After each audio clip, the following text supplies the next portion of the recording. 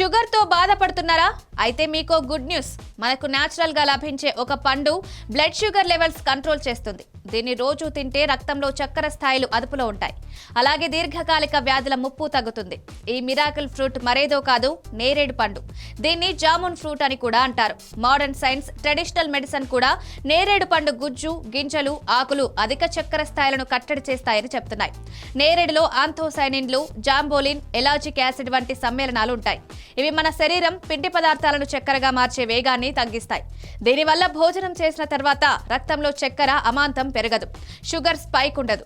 నేరేడు పండుకు తక్కువ glycemic index ఉండడం వల్ల ఇది రక్తంలోని చక్కెరను నెమ్మదిగా నిలకడగా విడుదల చేస్తుంది. తద్వారా చక్కెర స్థాయిలు అదుపులో ఉంటాయి.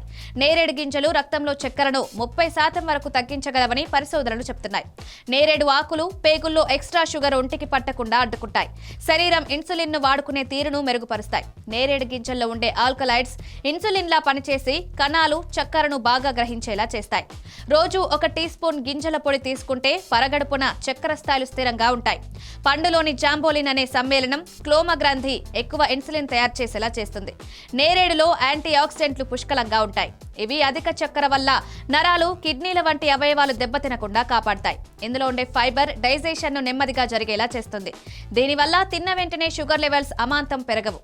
నేరేడు ఆకుల్లో ఉండే క్వెర్సెటిన్ వంటి పదార్థాలు ఇన్సులిన్ రెసిస్టెన్స్ ఉన్న వారిలో సాధారణంగా కనిపించే ఇన్ఫ్లమేషన్ ను తగ్గించగలవు. నేరేడు పండు లివర్ ను కూడా కంట్రోల్ చేస్తుంది. మన లివర్ కొన్నిసార్లు అవసరం లేకపోయినా చక్కెరను తయారు చేస్తూ ఉంటుంది. దీన్నే గ్లూకోనియోజెనిసిస్ అంటారు. నేరేడులోని కొన్ని పదార్థాలు ఈ ప్రక్రియను తగ్గించి రక్తంలో షుగర్ లెవెల్స్ పెరగకుండా ఎక్స్ట్రా సపోర్ట్ ఇస్తాయి.